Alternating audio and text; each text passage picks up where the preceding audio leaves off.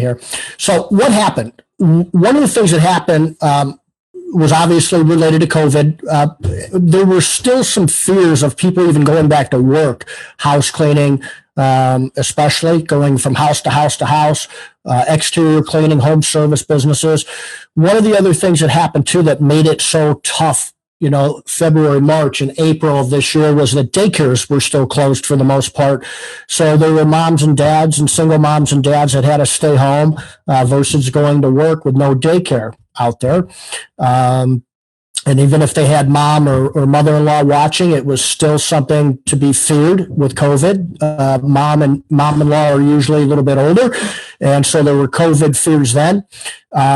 The government money we talk about, at the same time, though, there was an IRS refund check coming back for everybody. So you had maybe a mom or a dad that had, $2,000, $3,000, $4,000 coming from the funny money from the government, but also the IRS refund checks began to hit their mailboxes. So somebody was putting like $8,000 to $10,000 in their savings account, checking account. That's hard to get off the couch and come to work when that type of money's landing in your account. The other couple things that happened right around that time was this little thing we call Easter. Normally, even in an easy to hire labor market, the week before and the week after are super difficult to recruit. And that's even in, a loose, easy market.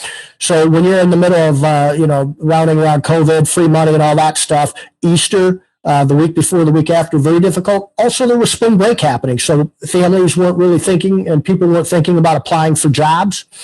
And I'm sort of a contrarian when it comes to, I hear an awful lot about, all these lazy people getting welfare checks and, unemployment checks.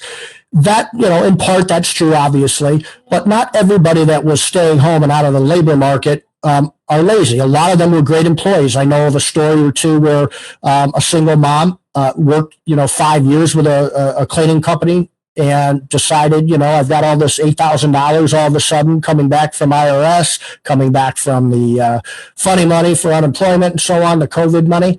And she decided that she wanted to stay home with her kids for 2 or 3 or 4 weeks, which she's never done. She's hardly missed a day of work in 5 years.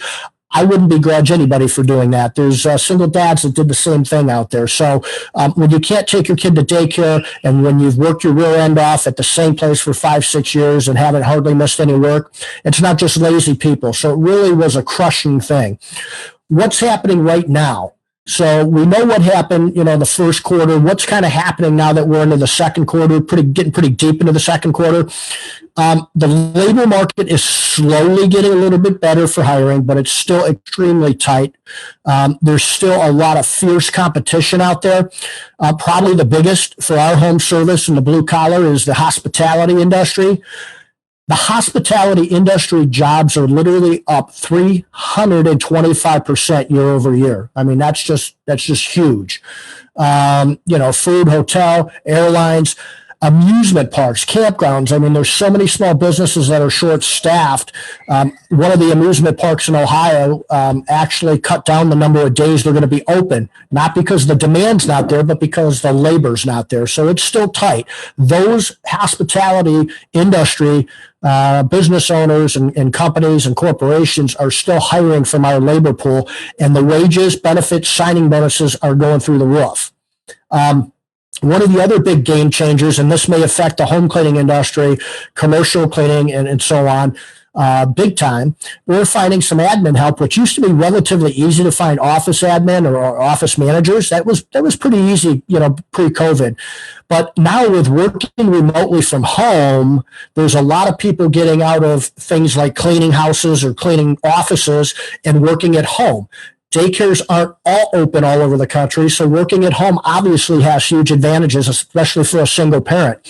The other thing that's happening right now is that job boards are changing their algorithms and changing the way they're charging. They're charging a lot more for some things. The application, the cost per application has gone up drastically. It's gone up about 500 or 600% prior to COVID. So with all that said, is there any good news out there? Well, there's a lot of good news. And I actually think that there's going to be a surge in the candidates coming back into the labor market looking for jobs. But Daycares are opening big time. Most of them are open where I'm at. I think all of them are probably open where I'm at in other parts of the country. That's a big deal. More and more will keep opening up as we go along here too. People are getting obviously vaccinated big time, so there is much, much less fear to get back to work. All of this is sort of happening again at the same time. The government money's drying up very quickly. In fact, half of the states, there's 25 states in the union right now, which are going to be, holding back on, or they've announced that they will end the enhanced federal COVID-19 unemployment benefits early. So currently, unemployed Americans are eligible for an additional, $300 a week or so of unemployment benefit until September 6th. However, some states will offer additional monetary incentives to individuals too. But under current benefits, the average American is receiving $387 from their state in weekly unemployment, which becomes $687 with the federal money. So between the state and federal, people are at home being paid not to work in the amount of around $687. That means for a 40-hour work week, the average unemployed American is getting the equivalent of about $17 an hour, which is obviously like 2 times more than the federal minimum wage is.